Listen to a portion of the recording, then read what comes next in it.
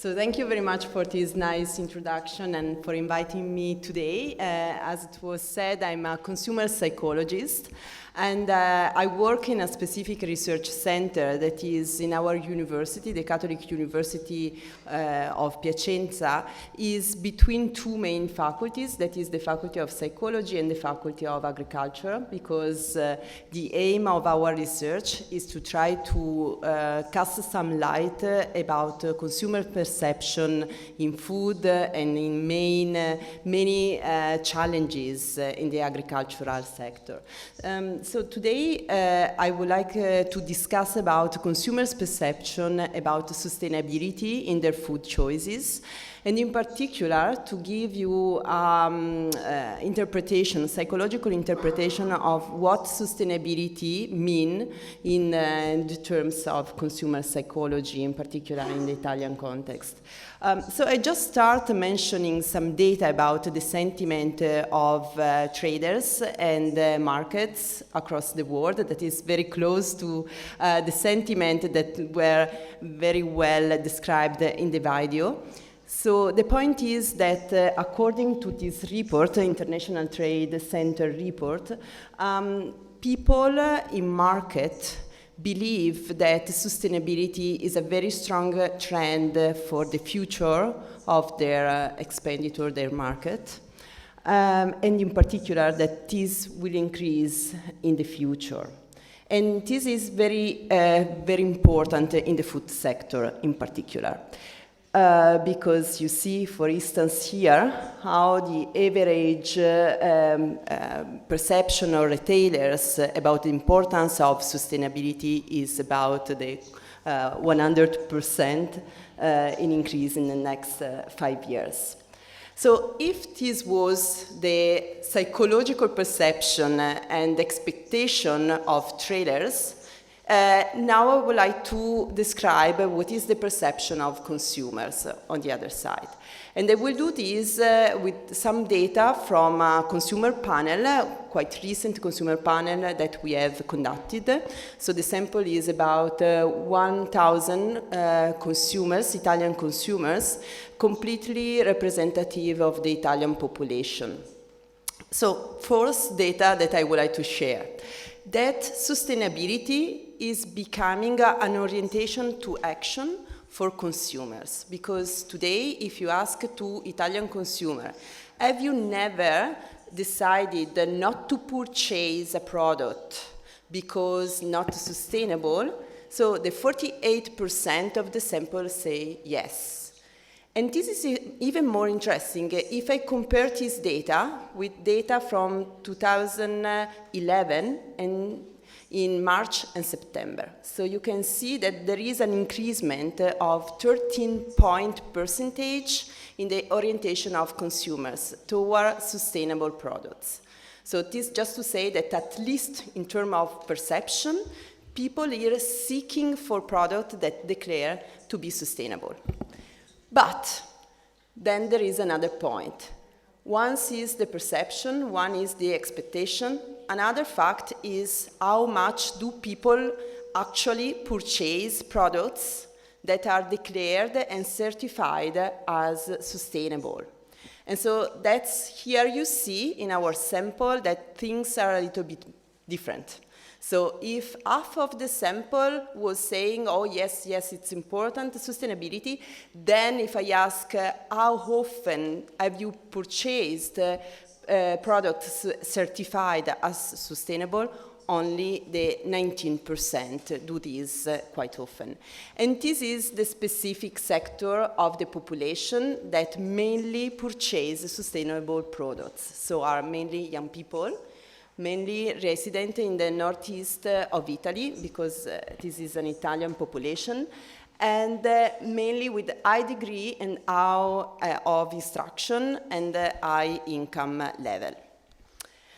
But another thing, so this is about behaviors. Now I start to try to disentangle what does it mean, sustainable product in the mind of consumers? Because unfortunately, consumers are not often so much literate about what is consumption, about what is sustainable product, in particular in the food sector.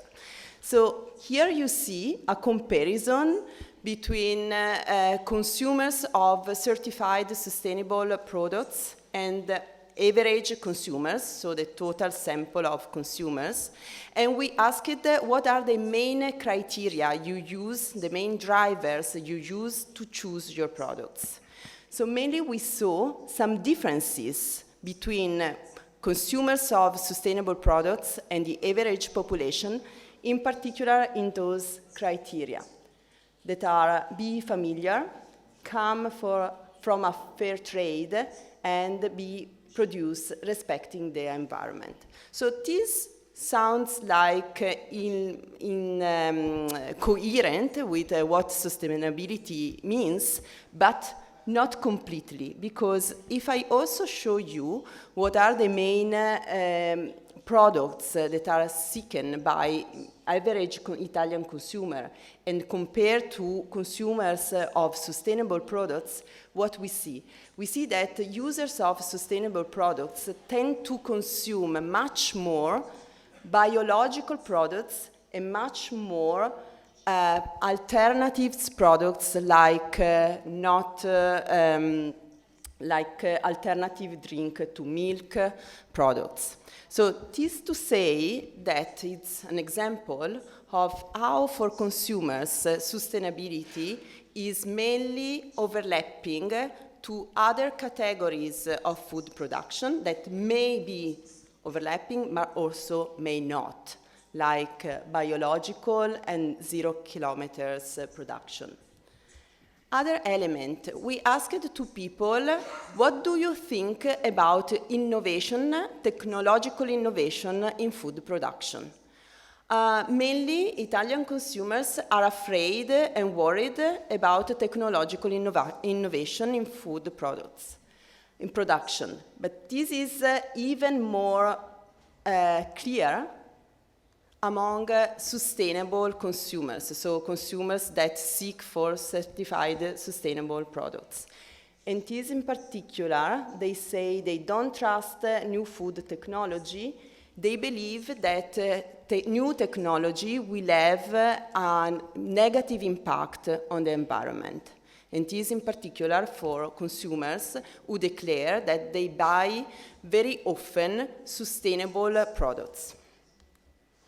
Another data is about information seeking.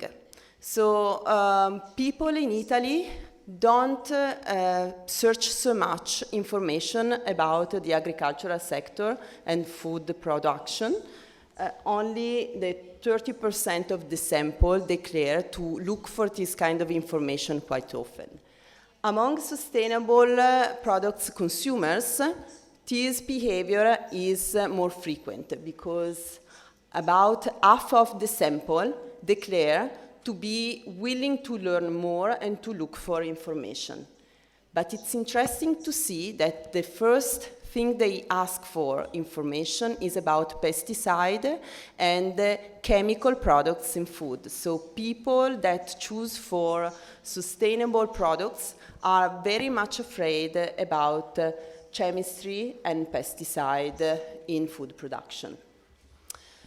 And finally, since I have just divided between consumers that seek for sustainable products and the other consumers, but I would like also to underline that among those, we can also find a different sector of consumers because we can do a psychographic of those consumers.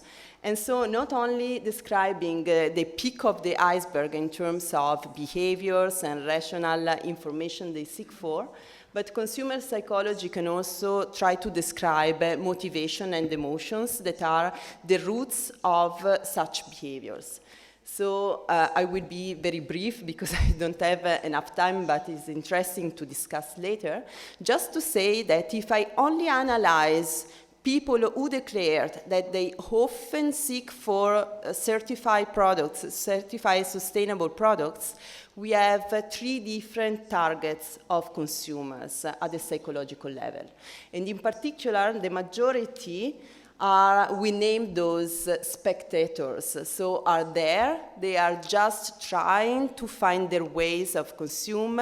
They are interested, but also quite skeptical, and they are very much social influenced. This means that they rely on peers group, friends, parents' judgment on their food consumption. And they are very, they can be disoriented by trends and by fashion. They believe that nutrition and food in general is very important in their life.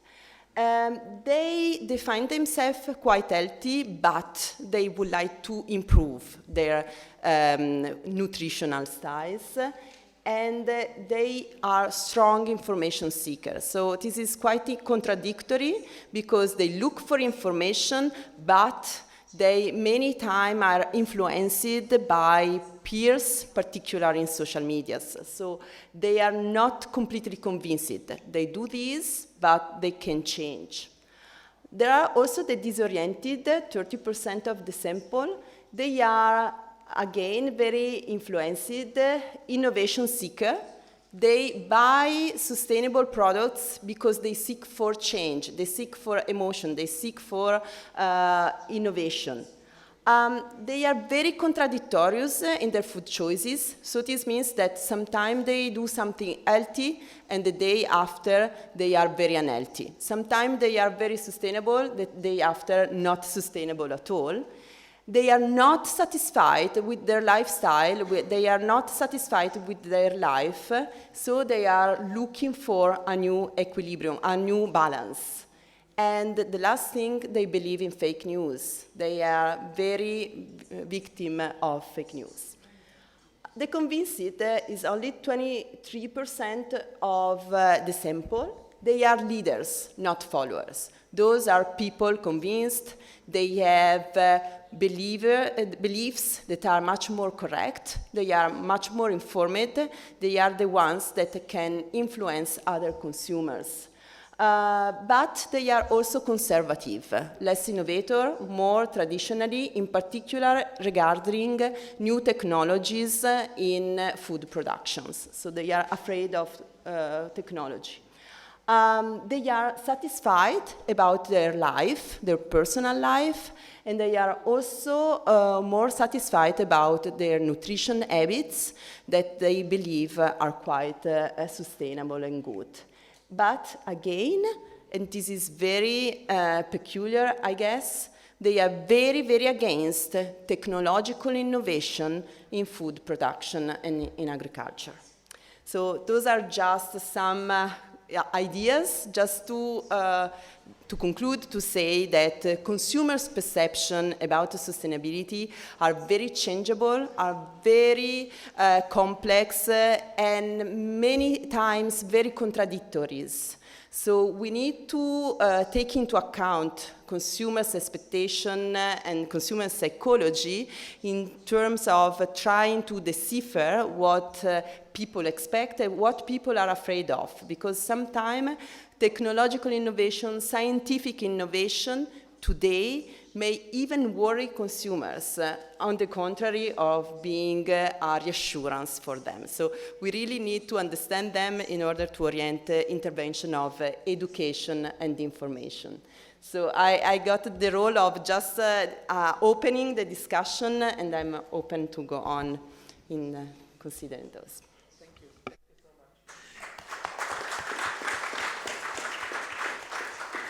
Thank you so much. Extremely interesting information and extremely interesting data. I think we can all be kind of surprised by some of the numbers, especially for me, the increase of the market that takes into account sustainability. I think it's a huge progression. I'm not sure, and I think you have pointed out this in your presentation, how much of this declared care for sustainability is also substantiated by actions or even by understanding. I'm pretty sure that a number of consumers that they say that sustainability is important for them do not really understand, or they don't have a clear projection in their mind about what they want from sustainability and what sustainability means for them. So I think it's a continuous a topic in continuous development, and they are also learning as we learn about them. They are learning about us. So it's maybe a two-way process in which information needs to circulate between people that are working on sustainability, businesses that are investing in sustainability, and consumers that are demanding sustainability. And maybe there is a scope to improve the way the information is circulating between this group of stakeholders, so that we have a common learning of what sustainability means. I mean, 48% to say that they choose based on sustainable criteria, that's a lot. But then we're a little bit disappointed to see that only 19% they really follow through in buying decision. What I found also interesting is that in your graphics about the important criteria for their buying decision, one element was common: price. So, regardless of the fact if they care about sustainability or they don't care about sustainability, everybody wants the product at a lower price. So that's something always to keep in mind. But now I want to ask you a question before opening the floor for other questions. I mean, you're painting a picture of a moving target. Huh? So this consumer profile is not settled at all, and it's constantly evolving, and it's sometimes contradictory. So how do we address it? How do we respond to them? What are the mechanisms to respond to their demands? So this is a very big question. So what I wanted to highlight in my last chart was that consumers are not all the same. So I think that it's very, very important to start to have instruments that make you able to understand your specific target of consumers, but the many different targets of consumer you have to face, and in particular how those consumers are evolving in their feelings. And only with this we can then implement educational interventions. And today, one concept that I'm very passionate of is the concept of consumer engagement in health and agri-food, because this means that consumers need to become real partners of the agri-food production in terms of becoming co-scientists in the process and becoming partners and becoming allied. And so my feeling is that there are symptoms of not comprehension of consumers about what sustainable is, what agri-food technologies are, and so on. But many of them are not against. They are just confused. So some of them may become engaged. They need to have information. They need to see what research, scientific research is. Today, at least in Italy, there is a big gap between university, research, and people, lay people. And we need to find ways of make researchers, producers, and consumers work together again. So I think that instruments to understand consumers, but also instruments to target educational materials to them may improve this kind of exchange. Thank you. Thank you so much for this answer. Are there any other questions that you want to address, Professor? Yep.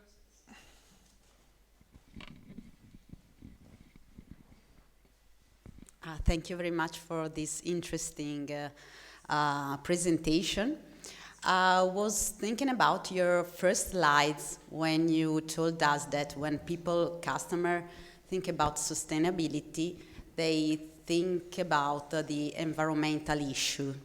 And you said also that there is sometimes quite an overlapping between some kind of product like organic products and the concept of sustainability that we know that is broader than the concept of organic. I was wondering if in your investigation you catched also some data related to the health-related issues of consumer, because we know that it is another topic that most of the time is associated with sustainability. Thank you. Yes, absolutely yes. So the health, personal health, is today the main drivers of food consumption in Italy, but also across the world. So also in our data, this is confirmed because the main peak, so I don't have the graph again, but just to say that the first driver for food consumption is health for consumers. And another very interesting, the second one is without pesticide. So again, to add layers of contradiction, and because then pesticide for people means chemistry.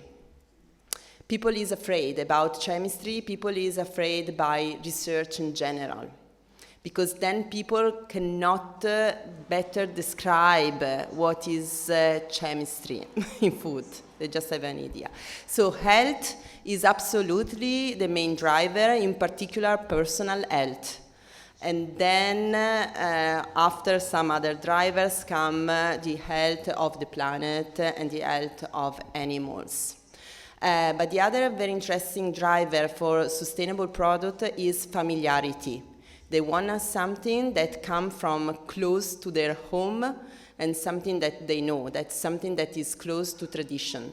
So 0 kilometers production or organic production, because again, in the mind of consumers, means something close to where they live. But I can psychologically interpret this in terms of they wanted to see what is going on in the production. They don't have any idea. And today, food production is felt as something very far away, very close, very far away, using logics that are different from lay logic of consumers. So we can interpret this in terms of let's open the doors of scientific criteria, scientific certification, scientific project to people in order to make them literate and less afraid about innovation. Any other question? Professor Gabri?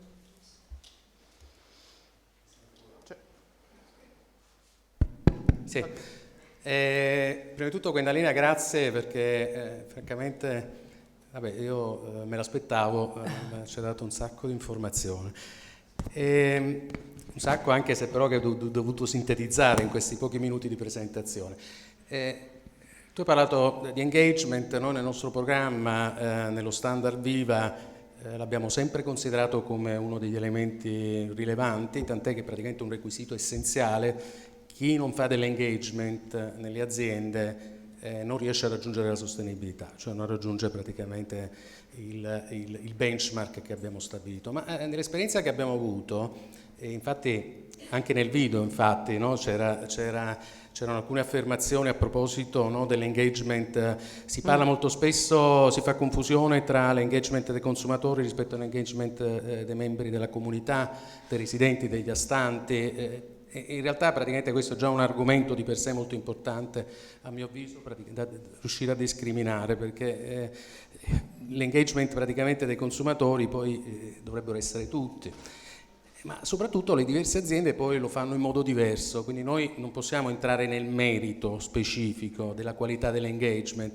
perché il significato per noi è fai dell'engagement, quindi lavora con le scuole, lavora con i bambini, lavora praticamente con la distribuzione, con i mercati, dimostramelo, e quindi tu stai già facendo un passo, no, avanti nella consapevolezza di quanto sia rilevante per varie ragioni, tra cui anche il mercato, questo rapporto. Ma la mia domanda è dal punto di vista tecnico: se tu dovessi dare un'indicazione su una mini linea guida per realizzare praticamente un engagement corretto, mi sembra chiaro che prima di tutto bisogna stabilire qual è l'obiettivo, ma secondo te è realizzabile? Cioè, quali sono gli elementi portanti una pratica di engagement corretta e non superficiale, che sia praticamente, non dico una festa di campagna, ma della serie venite, che sono i famosi cancelli aperti, che per carità sono interessanti, ma sono più informativi di quanto possono essere di engagement reale. Ma allora, secondo me l'engagement oggi possiamo tradurlo poi in italiano come patto di fiducia. E dall'altra parte, perché mi piace sempre sottolineare che questa parola engagement in inglese vuol dire fidanzamento, poi se noi lo applichiamo all'agri-food o all'healthcare, temi di cui appunto sono appassionata, fa molto ridere parlare di fidanzamento.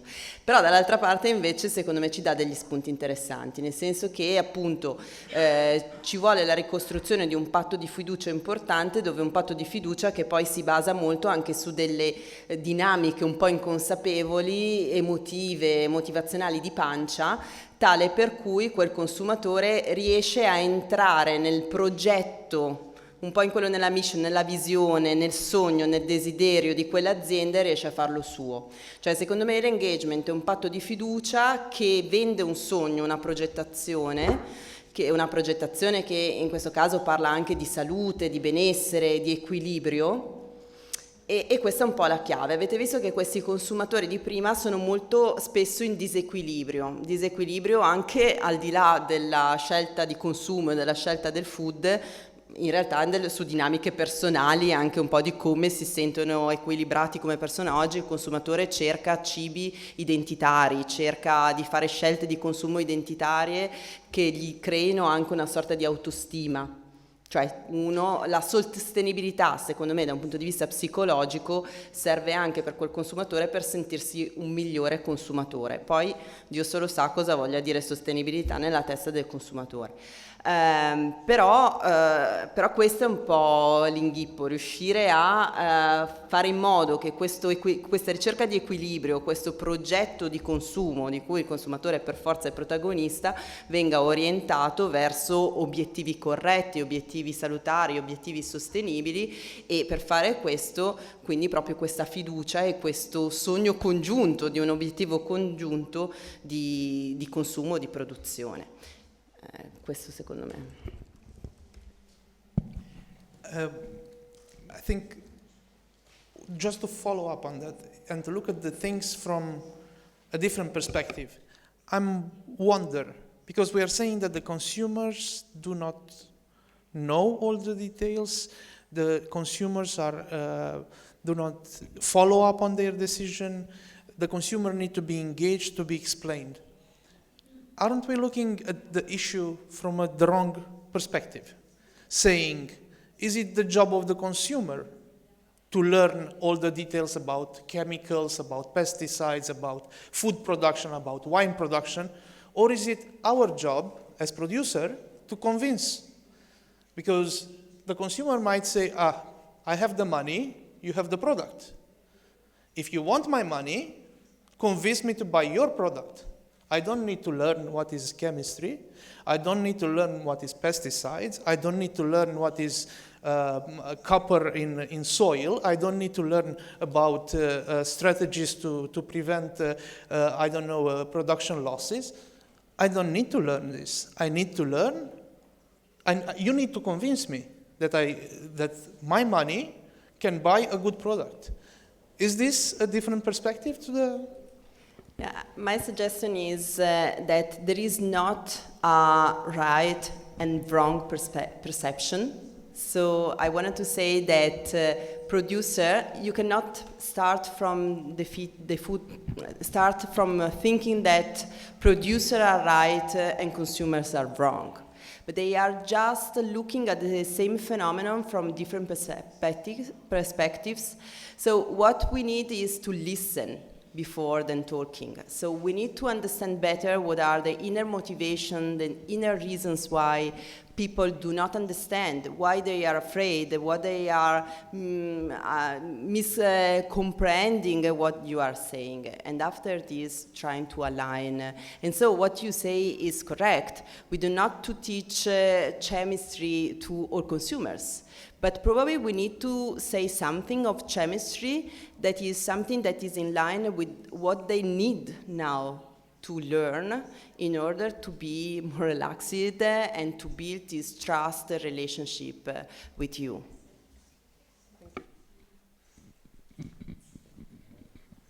Grazie.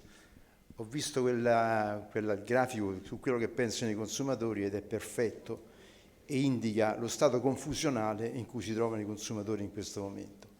In realtà i consumatori, e parlo come consumatore, parlo come organizzazione di consumatori, è in balia di queste informazioni che arrivano nel modo più sballato possibile e immaginabile. Cioè non è pensabile che la gente non voglia l'olio di palma quando l'olio di palma non fa assolutamente nulla. Quindi se c'è questa cosa, la cosa che mi sorprende è che nessuno, o pochissimi, l'ho guardato forse troppo fugacemente, parla dei problemi microbiologici, cioè il vero problema che abbiamo attualmente sono le tossinfezioni alimentari. Quello è il vero problema. La contaminazione chimica non fa assolutamente nulla, cioè non c'è nessuno che muore perché c'è un pesticida da qualche parte. Io stavo pensando, se adesso qualche giornalista tirasse fuori che nel vino c'è l'ocratossina, questo crea dei problemi, anche se non succede assolutamente nulla. Quindi proprio è la gestione delle informazioni che viene fatta in un modo totalmente sballato ed è in mano a una serie di, non so se sono professionisti, lo fanno apposta, non lo so. Comunque è in realtà una situazione molto complicata. Quindi io penso, per ritornare a questo argomento, penso che sicuramente dare un'informazione precisa e corretta ai consumatori, ma un messaggio chiaro, molto preciso, penso che sia fondamentale per evitare appunto che ci siano delle fughe in avanti, che ci siano dei problemi, e continuamente, lo vedo, io dal mio punto di vista lo vedo continuamente, cioè poi si parla di consumatori, no? Io vado in vari convegni, l'altro giorno stavo a un convegno sullo zucchero, l'altra volta stavo sulla carne, si parla sempre di consumatori, alla fine sembra il messaggio che arriva, è come ti frego i consumatori con i messaggi più o meno corretti, quindi occorrerebbe un maggiore coinvolgimento anche nella trasmissione delle informazioni, un coinvolgimento proprio anche delle organizzazioni di consumatori. Ne abbiamo 20 in Italia, quindi utilizzarle al meglio potrebbe essere un'ottima cosa. Grazie. Io sono assolutamente d'accordo sul ruolo dell'associazionismo, delle associazioni dei consumatori, perché possono essere un po' la cassa di risonanza per sia diffondere delle informazioni corrette, ma dall'altra parte per aiutare i consumatori a questo famoso engagement, quindi questo nuovo anche atteggiamento verso i produttori e verso la filiera, più corretto, più aperto, meno preoccupato. Mi piace spesso dire una cosa provocatoria: le fake news in ambito alimentare sono una piaga che purtroppo tocca tutta la nostra società e ci tocca da vicino, insomma, sia come scienziati che come consumatori. Dall'altra parte però, secondo me, noi possiamo anche guardare questo fenomeno delle fake news, adesso dico una cosa un po' forte, ma anche come un'opportunità, non soltanto come un rischio, nel senso che secondo me sociologicamente è anche un'indicazione di quanto oggi il consumatore vorrebbe sapere di più e vorrebbe partecipare di più. Però giustamente, come diceva lei, il tipo di informazioni che poi si trovano più facilmente sono le informazioni sbagliate. Allora, da un'altra parte, secondo me, per le associazioni di categoria, per gli scienziati, per i produttori, questa è sociologicamente una finestra di opportunità che si sta trasformando in un disastro sociale, però che dall'altra parte può essere una finestra in cui invece, se si riesce ad inserirsi con le informazioni corrette, ma anche con uno stile di comunicazione che riesca a toccare la pancia del consumatore, il cuore del consumatore, ecco che forse può essere una finestra importante. Perché il problema delle fake news, al di là dell'informazione errata, è lo stile retorico che utilizzano, che è lo stile retorico che funziona per il consumatore, perché è uno stile che semplifica e che emoziona nel bene e nel male, o super spaventa o super rassicura, mentre sappiamo che la scienza non è mai così tranchant, perché sfido chiunque di noi a dire è sicuramente così, cioè nessuno di noi è così sicuro di dire è sicuramente così, perché come scienziati diciamo sì una prova contraria. Le fake news invece ti dicono che è sicuramente così. Il consumatore purtroppo vuole avere delle cose di questo tipo perché rassicurano, perché psicologicamente quando noi scegliamo i prodotti siamo un po' irrazionali e quindi è meglio avere sì, no, facile, è più facile, insomma ci semplifica. Allora purtroppo bisogna trovare queste retoriche un po' così emozionanti, ma riuscire a veicolare invece l'informazione scientifica.